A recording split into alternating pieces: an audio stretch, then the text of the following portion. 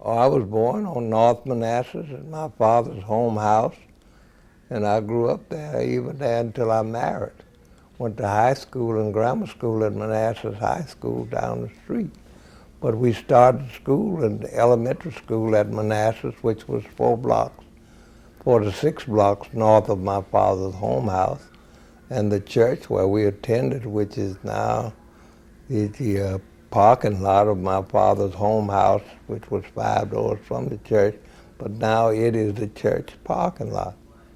But I went to Manassas High School 4.5, 5 blocks to north on North Manassas at Firestone Boulevard. You know, that's it, Manassas High School or Manassas Elementary School on Manassas, approaching Firestone Boulevard. Oh, my father was worked in the post office in the final days and retired from the post office.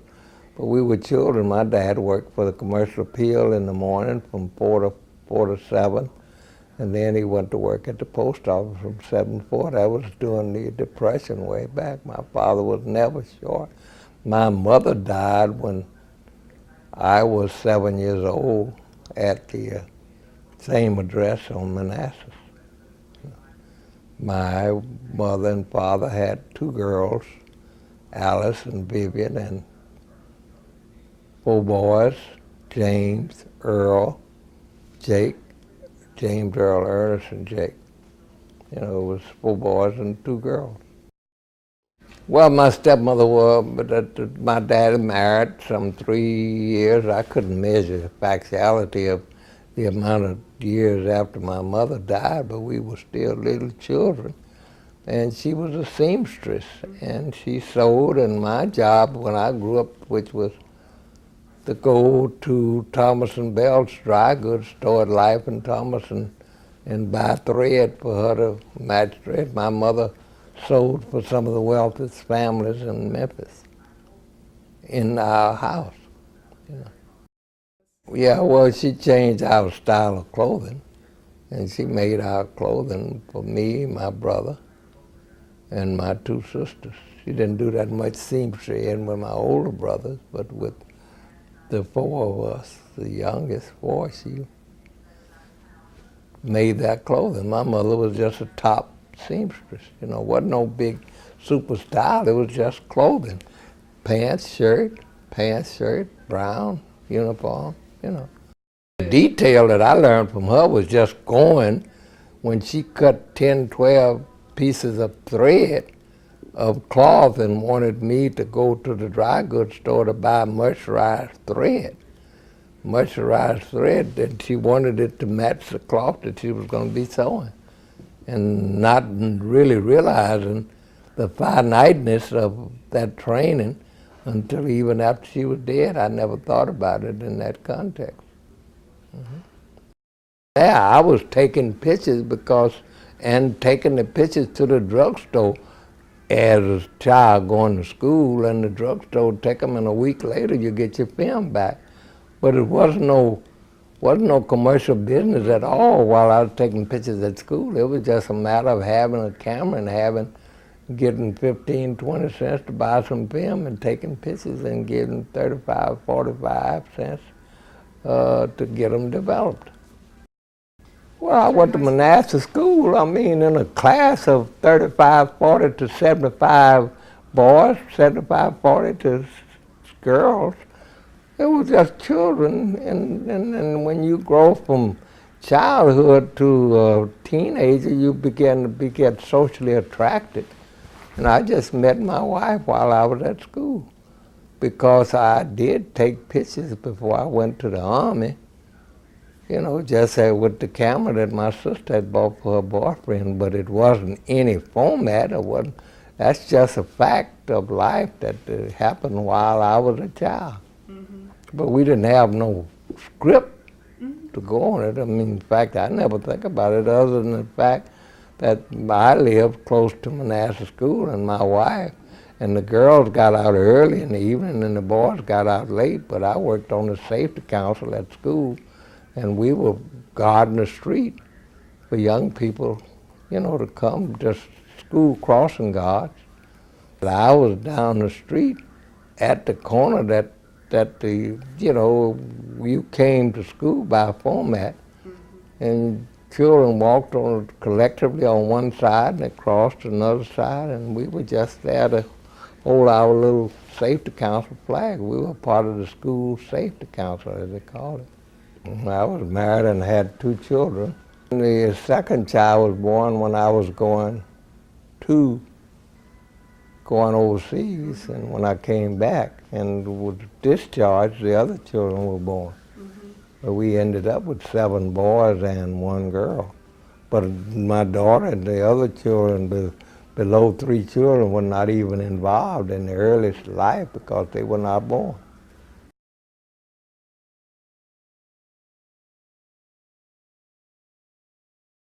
Well, my sister bought her boyfriend a camera when I was in the 8th grade. And I was just there when she was showing him the little brownie camera. And he said, I don't want this old thing. He wasn't interested. And I was just egotistical and asked her to let me take the camera and let me use it and take pictures and go to school. When I went to school the next week or so, Joe Louis's wife, Marva Trotter Lewis, Joe Louis was a world heavyweight champion, and she came to visit our school, and I just got up out of the back of the school and was photographing her like the yearbook photographers and the news photographers that was there. It wasn't no big barrage of photographers. It was 1 yearbook photographer and maybe 1 from the newspaper and myself. But the children just laughed at my taking pictures. But I was identified after the next week when they saw the pictures. They were all right. But my becoming a photographer was because I was in the military at Camp Sutton, North Carolina, and the Corps of Engineers required that 4 young men be sent to the School of Photography to learn photography to photograph engineering projects as we were being trained, and I became, acceptable. My company commander, I was the company commander Jeep driver, and he chose a Jim Williams, a master sergeant of our unit, to come out of the School of Photography, and I asked him for the opportunity to go to the School of Photography, and I went the rest of the 6 weeks in the School of Photography. Trained at Camp Sutton in North Carolina, left there, went to Portland, Oregon, and on to Pearl Harbor, and then down to Saipan. Was down to Saipan for 15 months, Well, the company commander, the battalion commander, had to have certain areas that they were building. We laid the toppling for the airstrips at Saipan that was used by the B-29s to land and take off, that they later went to Hiroshima and dropped the atomic bomb. But we didn't have that as knowledge. It was just a matter of photographing. If the company commander or the battalion commander had a project, they had the project, and you went and you should just view pictures of what it looked like in the beginning and then what it looked like after. But it wasn't no story format. It was just a matter of doing what was taking place. And then we had field inspections when Army or the whole battalion came and marched before the colonel, and it was inspected. It's just routine training in the military. We shot pictures at Saipan after Pearl Harbor, which was in 41, and that was the first year that I was a young kid and graduated from high school, but it was until 1943, March, before I was inducted in the Army, and it was late 1943, 44 before I went over to Pearl Harbor. But I didn't, you'd have to go to scaling it, but I didn't have no measurement. It was just life and time as it took place. Well, a photographer can't process film if you don't have a darkroom. And it on an island like Saipan, with no business at all on the island but soldiers. And I'm taking pictures. We just built us a little cabin and used that cabin as the battalion photo lab. It wasn't a part of a plan, it was just what we did. We were the battalion photographers, and there was no photographers on the island of Saipan, and there was no businesses at all. There was no communities at all. It was just a wilderness that Samaro and Japanese people that were living on the island. And of course, my business as a photographer wasn't my business, it was just day-to-day life. I didn't go around all day long taking pictures. I had to do all the other things that we had to do as soldiers. And of course, we were in a segregated army.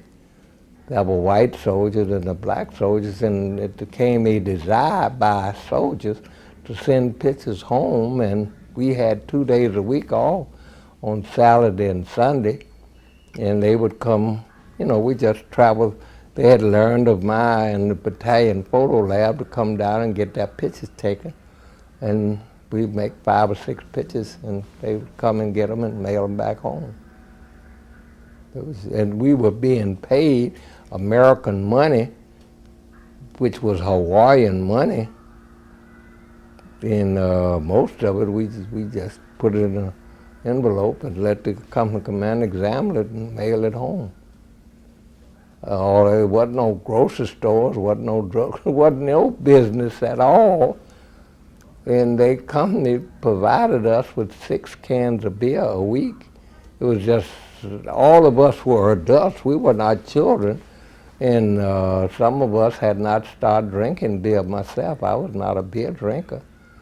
But it was just, we had drinks, Coca-Colas, just in volume.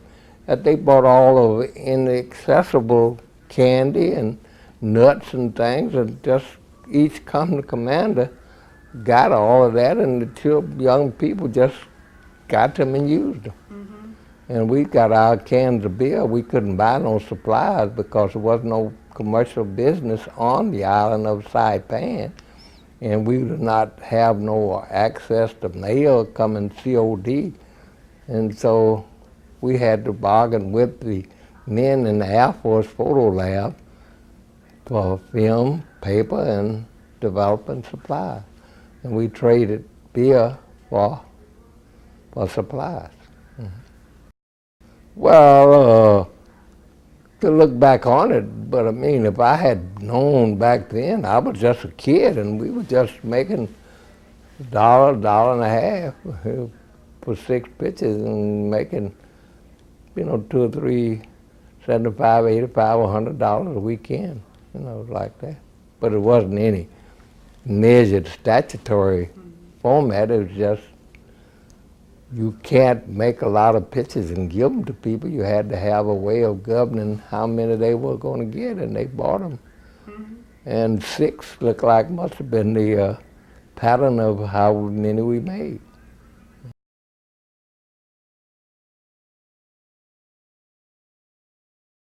Well, when I came back from the war, I had a more commercial ideology, but it still was not focused on being. I was hired by the Negro newspaper here that there was Hooks Brothers photographers here, but they didn't do no outside of the studio picture taking. That was Earl Williams, another fellow that came out of the Army at the same time that I came out, but he worked for the Navy. But he didn't have the basic aggressive experience to shoot. Everybody that he shot, he posed them. And my experience, I had gotten the ability to take people in action, semi-action, something like that. And of course, it came high school football games and the high school kings and queens, and the school yearbook photographer would be making pictures, but then working for the paper. We were there. There wasn't but 2 high schools here at that time, Manassas and Booker Washington. No, I became a photographer when I came out of the Army, my brother and myself, and making pictures where the people had to come downtown to Beale Street to the Daisy Theater, to the Daisy Photo Lab, and get pictures made. And we just had the GI Bill, and we bought a house, a double-tenant house. He was a soldier and I was a soldier. We got a GI loan and bought that house, and we just set up a photographic studio to make pictures in our neighborhood or for anybody that came from anywhere. We didn't measure where they come from. It was just, we had a house at 651 and 653 Firestone Boulevard. Well, picture taking is just taking pictures of people. And when you come out in social life, you go to football games, you go to dances, you didn't do all of that in the army. It's just picture taking is recording what goes on where you are. Church pictures are a separate kind of picture. You wouldn't expect to get the same pictures at church that you would get at a dance hall. You know, you made pictures of people, mother and papa want a picture of their child. They didn't want no. It's just every picture was a different. When you look at the 10 or 12 million pictures that I made, none of them are classified in any separate pattern. It's just what, I mean, not just me, but there are hundreds of photographers that take pictures, but there were studios that just did head and shoulder pictures. All of these men that I knew, we had some conversations about the craft. I see young men now. At the affair the other night, I had a photographer that come all the way from Harvard University and photographed the affair for me, and one came from Washington, D.C. that's publishing a book on 196 churches. But I didn't get anything from them. We just, everybody have their own scripto.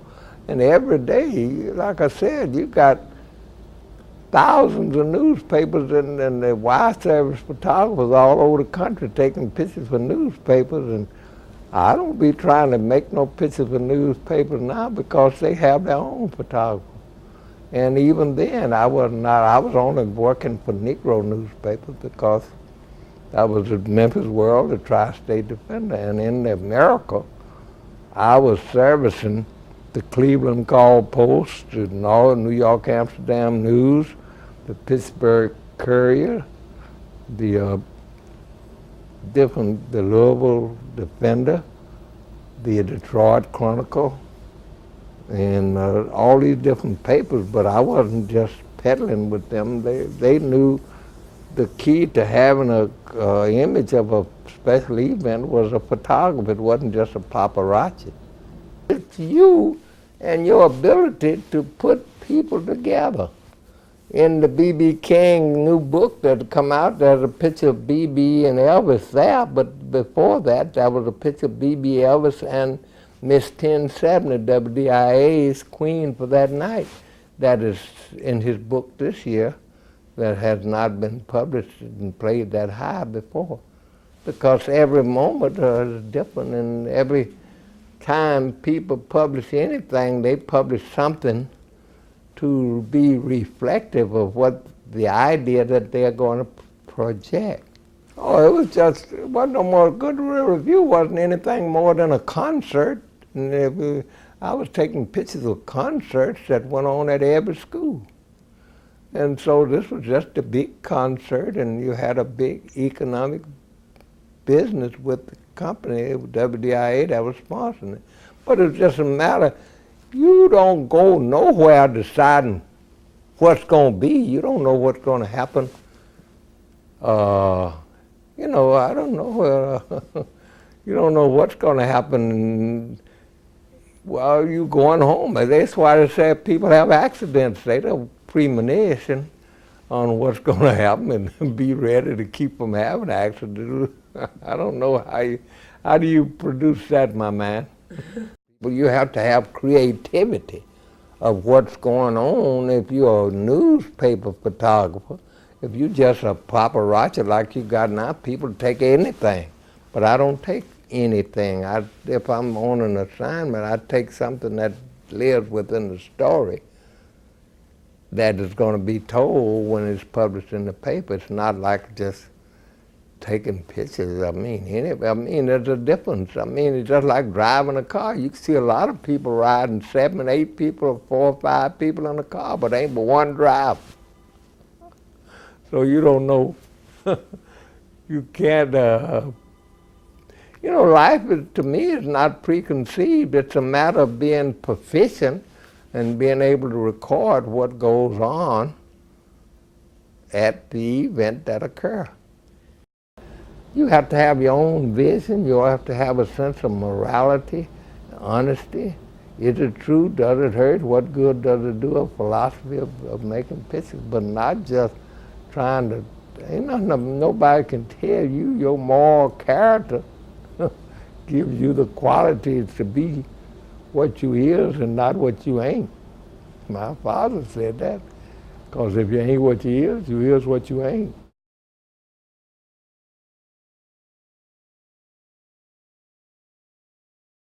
Oh no, I was a photographer, and the Memphis Police Department decided after they had had a racial incident in Memphis that they were going to hire, the city father, E.H. Crump, and Holy Joe Ball, after this policeman had got a call on Scott Avenue in Binghamton, and for lunacy, the man had a mental case, and he came down the hill very aggressively toward the police, and the policeman pulled a gun and killed him because he had a gun, or he didn't know what he had, and he was just scared, and it became an uprising in Memphis. And as a result of the uprising in Memphis, and the city fathers called a public meeting downtown in the courthouse to try to mediate between the black community and the white community. I just might have been down there to take pictures for the newspaper because I was still a news photographer. And then they decided, after the directions of the ministers, decided they wanted to get some young men that were young school teachers, and Bill Rainey, who was a training officer for the Memphis Police Department, he said, we don't need no school teachers. What we need is some young men in this age level that he said that could pass a civil service examination, because if you pass a civil service examination, you had the literacy for being trained. And it just happened that they were recruiting with Frank Algren of the Commercial Appeal and Edward Meeman of the Press Scimitar, both newspapers. We had an evening paper, Press Scimitar, and the morning paper, the Commercial Appeal. You had the evening Appeal, Commercial Appeal. And they just started a campaign to try to adjust and satisfy the reactionary problems of the city of Memphis. And they had 650 applicants, and of the 650 applicants, and they all came to take examinations, only 14 of us passed. And of the 14 that passed was admitted to the Memphis Police Academy, and only 9 of us finished of the 14. But later on, they began to recruit as the department's need and the acceptability. Well, actually, this lady went to the meeting, and the city leaders were talking about building some more parks and playgrounds, and she said, these children don't need no more parks and playgrounds. What we need is some colored police. Atlanta has hired colored police. Jackie Robinson has gone to the Major League, hired by the Brooklyn Dodgers, and everybody seemed to be acceptable to the abilities of African American or Negroes or colored folk to do that, and they just decided that between them and training officer, and we went to the police academy for 6 weeks and passed the examination and became the Memphis 9 Negro police. Well, I mean, you have experiences, but Retroactively, what is it you did? We worked 6 to 2, 6 in the afternoon to 2 in the morning, which was different from the regular police that came in at from 7 to 3, 3 to 11, 11 to 7. That was the regular police, but we were put on just on Beale Street in a walking patrol, and it as the acceptance, well, when black police was hired in Memphis, the night that we came out as the original night, people came from all over Mississippi, Arkansas, and Tennessee, came down here by the thousands just to see us be black police. You know, it was just an experience.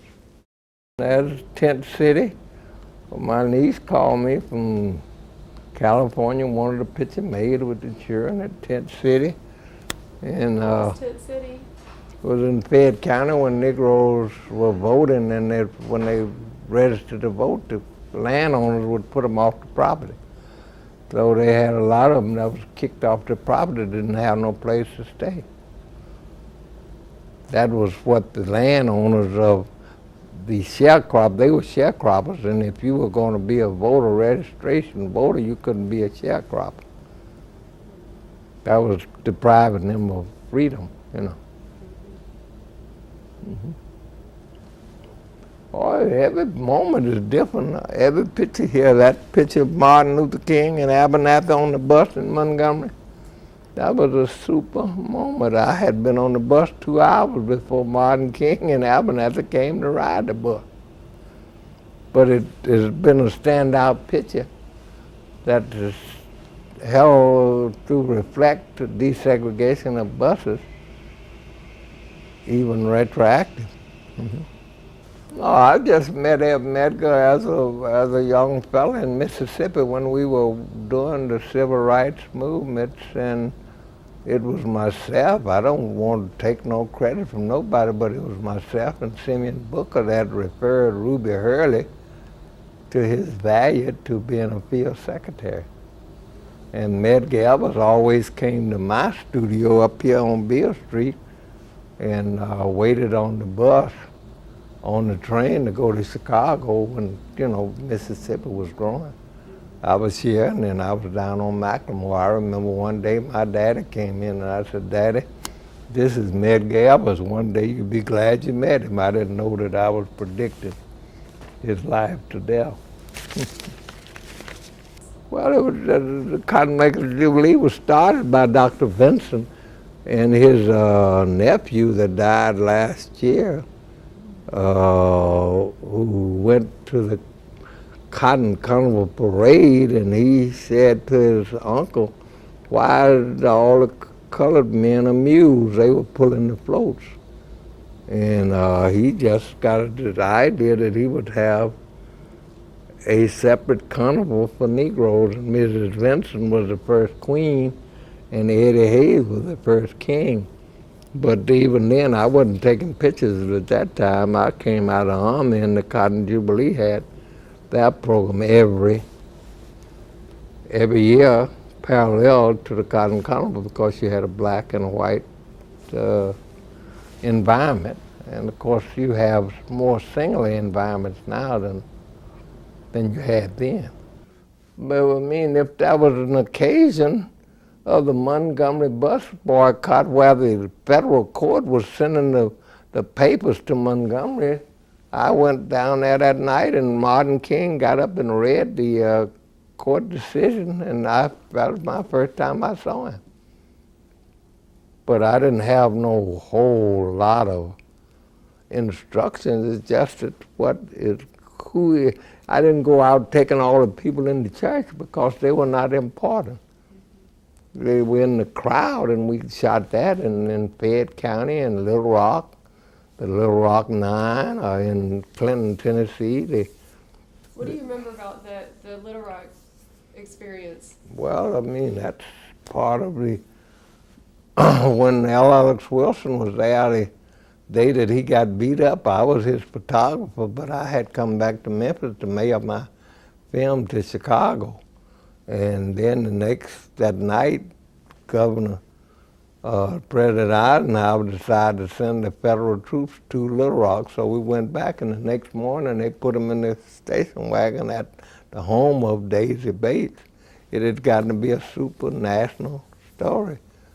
But that's something happens every day. There's some people were going across the lake up in New York and the boat crashed.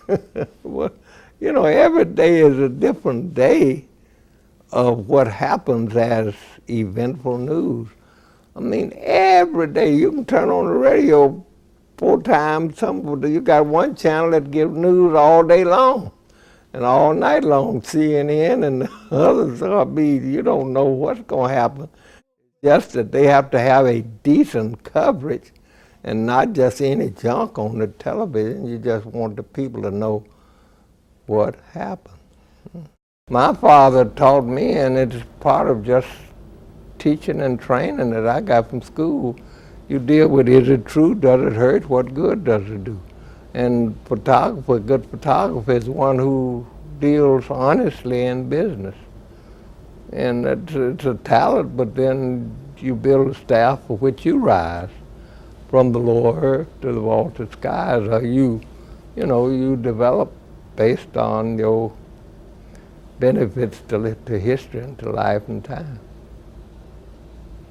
And I'm just, I was delighted to have come through a period and to reach a level of life of fame and popularity. But even at that, I'm 63 years with my wife, and she's been a good wife. And we had 7 boys and 1 girl, and we had to educate them.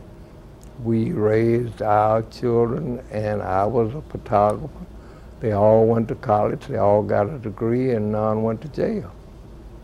So I would say and hope that these children would have the same level of life.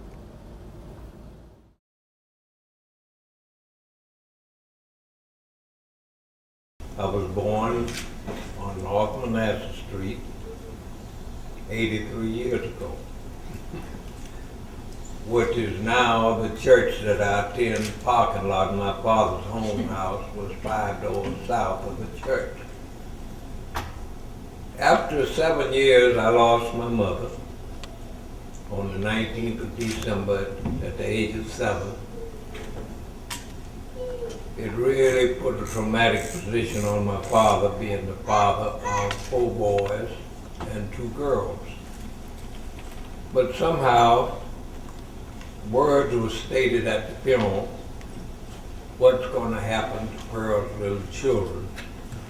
My mother's best friend shouted all over the church, what's going to happen to Pearl's little children? What's going to happen to Pearl's little children? In one or two of my pictures exhibit baseball games, I see Mrs. Weaver's sons. But Reverend Kemp, the pastor of the church at that time, that he knew a man that would take care of Pearl's little children. And we were sitting, 5 of us, on the front row, and he furnished each one of us Jesus Christ. A man named Jesus Christ, 5 times. I went home and asked my daddy, Daddy, what does this man represent? Take care of us. But my father said, I will show you the way. And in showing us the way, in a few years, in 3 years, he had gotten married. And my aunt was working for the Methodist Hospital. And she came every Tuesday for 6 months on her off day to introduce us to cement our management team, which was our stepmother. She said, all these children gonna tell you this is your stepmother, but this is your father's wife, and this is your mother. And then they'd hold court. My mother would give the wrongdoings of us in that week. And over there, what did he do? He wouldn't wash the dishes, and he wouldn't do this. Over there, she didn't want to put the clothes in the laundry. So my aunt whooped us about 6 weeks, every Tuesday.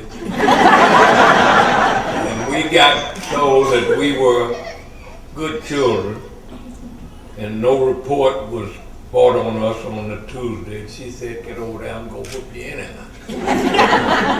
So she gave us a couple of weeks of whipping without complaints.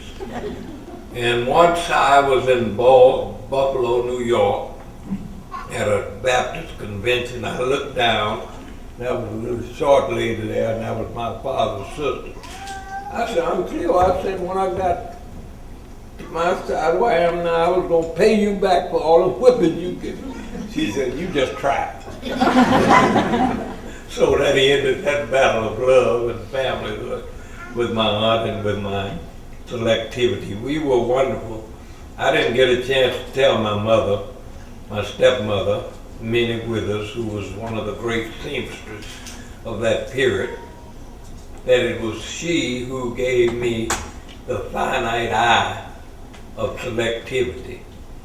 You know, when you're shooting pictures, you have to really, as a professional photographer, you have to know what you're doing, what your subject matter, and all of these images. I went into the 8th grade, and my sister bought her boyfriend a camera, and he was showing it, she was showing it to him, this little old brownie. He said, I don't want this thing.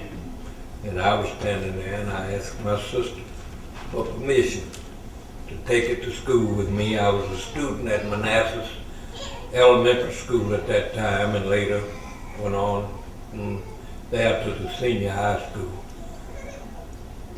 But the first week that I went to school with the camera, Marva Trotter Lewis, the world heavyweight champion, Joe Lewis's wife, visited our school.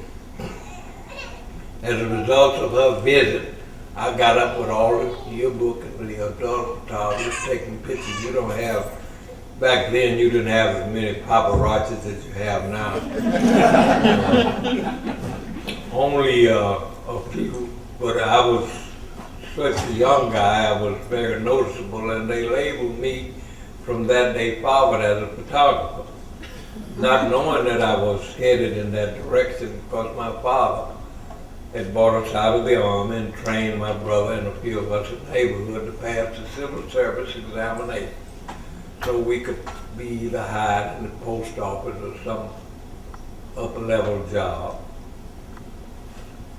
But I ended up, my company commander in the Army at Camp Sutton in North Carolina needed the strong man that he had sent to the School of Photography to help manage the young troops who were grinners, laughers, non-obeyers. And I asked him for permission to go to the School of Photography, and after the first week, the instructor thought that I was somewhat the kind of guy that would make a good photographer. I continued in the craft. I went from Camp Sutton to Fort in Seattle, Washington, then to Pearl Harbor, then to Saipan, Tinian, and began down there. There was the black and white army at that time, and the black troops in one area, white troops in another, but 6 days a week. One day we had a weekend of freedom, and was no residents of any, no businesses, anything on that island. We were able to be given 6 cans of beer. I couldn't buy no supplies, so we took our 6 cans of beer and bartered with the Air Force photographers for photographic supplies, and I became the battalion photographer in the photographic lab and photographed young kids, black and white, to send pictures home to their families. One Sunday afternoon, my company commander come down and said, "Ernest, what you doing with all these white boys coming down here to get the pictures made? I thought you were running a whorehouse."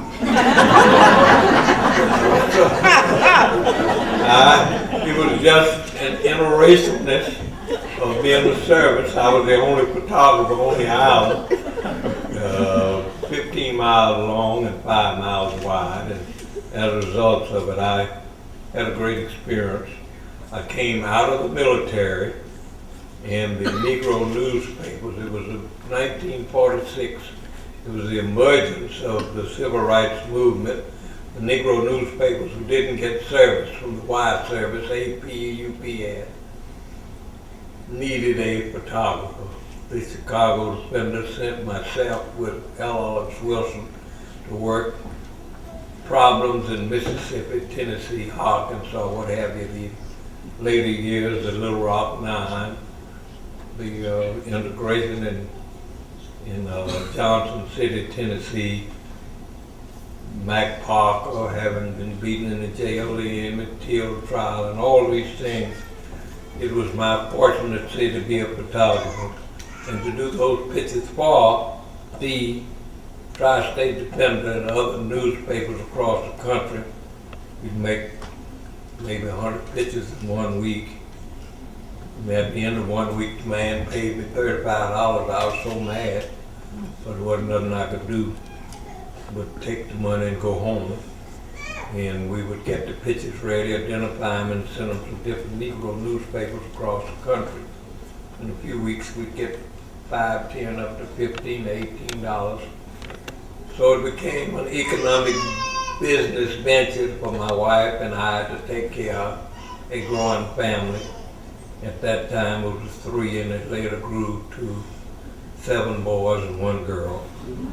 And fortunately, through the discipline of being a photographer, my father was not too satisfied when I decided that I was going to give up being a photographer and become a policeman for the Memphis Police Department, who had an opportunity came where they would hire Negro police after a problem between races. They met in City Hall, and E.H. Crump, the man that ran the city, and Joe Ball decided that in order to calm the black community down, they would hire some school teachers, young school teachers, to be policemen. But Bill Rainey, his daughter was here the last night. His daughter told the commissioner that he didn't need no school teachers. All he needed was some young men that could pass the civil service examination. And of this 150 applicants, 17 of us passed, 14 of us passed the civil service examination and were admitted to the Memphis Police Academy. Later, after a couple of months, I was with one partner, became the first African American to drive a police car in Memphis. And all of these were just latent experiences of growth. It strengthened me as a photographer to go. After a few months, the Memphis Police Department director there decided he was going to run me away from there because I couldn't get any undercover work because everybody knew me as a photographer, and now I'm a police, so they couldn't get no backdoor work. He led me away from the police department, and I became a full-time commercial photographer, press photographer, under the guidance of the late Nat D. Williams and later Ernest Wilson and L.O. Slinger, a number of people. But it was the honesty of familyhood that was embedded in me by a father to be honest, do unto others as you have them do unto you, be a person of your word. And all of those are the finite qualities for making a good photographer. Young people come to me from different universities, colleges, photographic classes, want to know what does it take to be a photographer. Be honest, be fair. My father taught us as a young kid that you had to be what you is and not what you ain't. Because if you ain't what you is what you ain't. All of those things parlayed on the discipline of being a good photographer. I had a wife and 3 children, and then our family grew to the size it did, but we had a problem of a necessity to educate our children, and we did. 7 boys and 1 girl, and working as a photographer to make a living to support a wife. I'll attempt to answer questions that anyone would have. Question? Ernest, I'm trying to remember, are you the photographer who took pictures at the scene of Martin Luther King's assassination and someone processed them and ruined them? No, what happened was, there was an African boy that shot the picture. His name was Joe Lowe. And after Martin had been assassinated, before he was assassinated, I had delivered Andy Young and the group from the court. We got the call and we got down there, and this boy, African boy, had shot the pictures and wanted to go to my lab and develop the film. And I let him go in there, but he didn't know what he was doing. And I could tell by the noise and had him to put the film in a box. And I developed the 2 rolls that he had shot. As a result of it, they paid me $600 a few weeks later, or a month or 2 later, for having saved the moments of him having shot the great moments of Martin when they were pointing up on the balcony. Question? Were you ever in danger yourself because of the pictures you were taking? Well, yes, I got a little whipping down at Medgar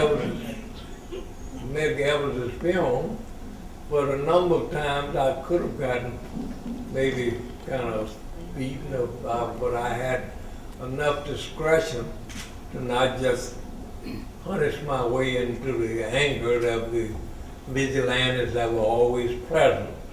When there was a protest, you had white vigilantes and black protesters, and you just had to be tactful in order to protect your own head or your own other part of your body.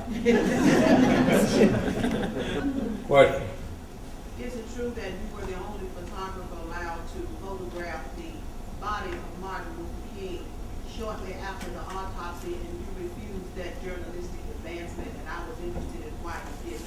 Well, I had been a policeman in the Vance area where R.S. Lewis's film home, and Martin King had been autopsied and had been sent to the film home, and I had this access and went down there, but when I saw him looking so treacherous and so ungrateful, I didn't take any pictures, and got a lot of good compliments for not having done so.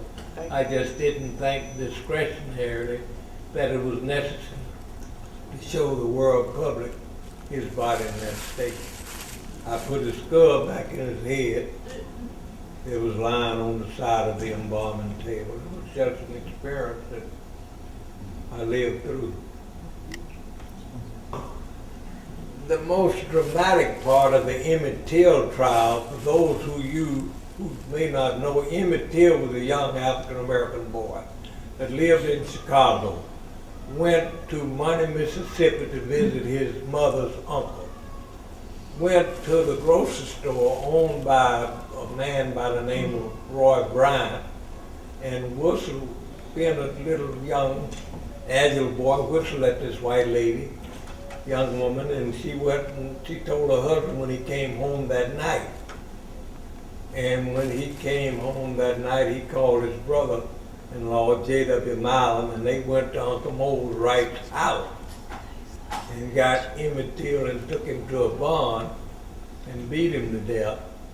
But early that morning they came out, and there were some black people that heard it, screaming and hollering, that went and peeped him and saw that, but these people were not used in the trial because of the conditions, and these 2 men were vindicated and found not guilty by the jury. But that was just that period of time, and we have that one way or the other. The photographs that I took was not of that moment. The photograph of Emmett Till's body was taken by a Chicago photographer I made pictures only at the Emmett Till trial, which was in Sumner, Mississippi. And Sumner, Mississippi is 15 miles southeast of Clarksville, Mississippi, where in Tallahatchie County where the murder occurred. And he was tried for 5 days, and I did the pictures for the Chicago Defender and other Negro newspapers being there. When the man opened the court that morning, he said, "We got 22 seats down here for you white boys. We got 4 seats over here for you colored boys. We don't mix them down here. We ain't gonna mix them, and we don't intend to.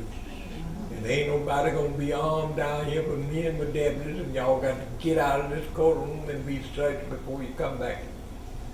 And so that was the experience of 6 days. In 6 days, and all the pictures that I did shoot, as I said earlier, I only made $35 for 1 week. That's a lot of work and very little money.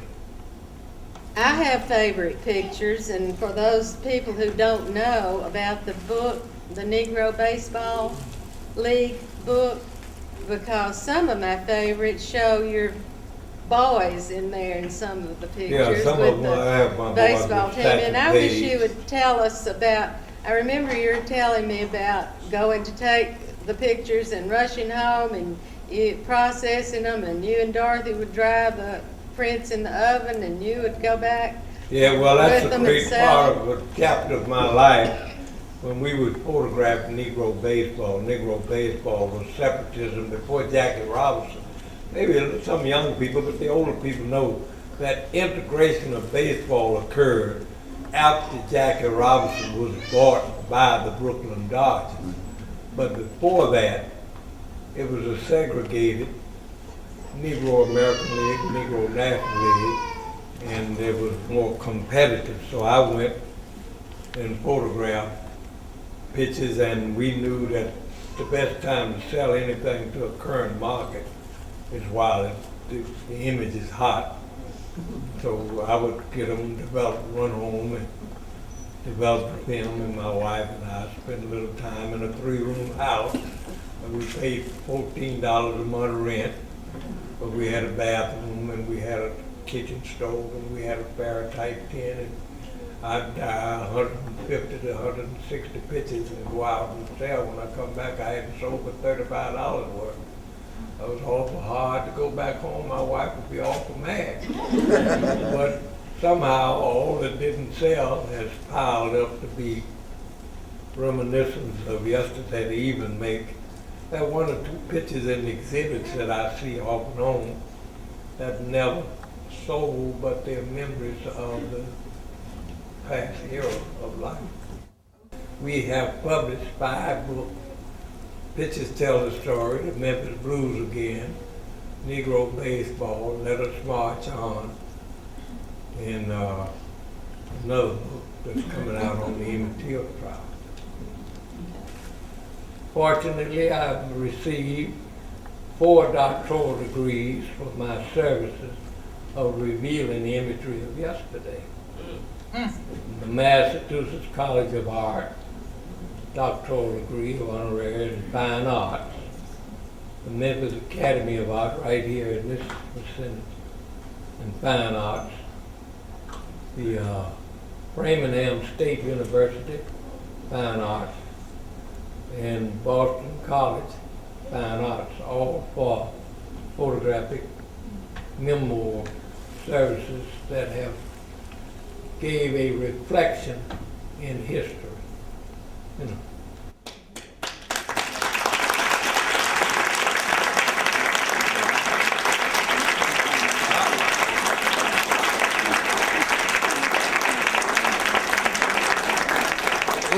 It's a real good feeling as I look and see some of the young ladies that went to school back in my day with my wife. I see my travel friend that I traveled to Africa with, and the lawyer back there. I better not tell y'all who he is. I mentioned my friend Martha Hewitt, and it's just been an advantage to serve, and then to be recognized and considered as a permanent exhibit of prophet in his own hometown. This is the biggest day last night that I had in Memphis in my life. I thought they'd have my film. Every now and then I pinch myself. But it was really a remarkable feeling to be complimented for your work and to be complimented by as many of the dignitaries of Memphis. And it's a wonderful blessing.